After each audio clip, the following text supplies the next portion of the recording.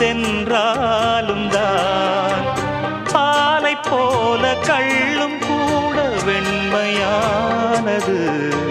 பருகிடாது விளங்கிடாது உண்மையானது.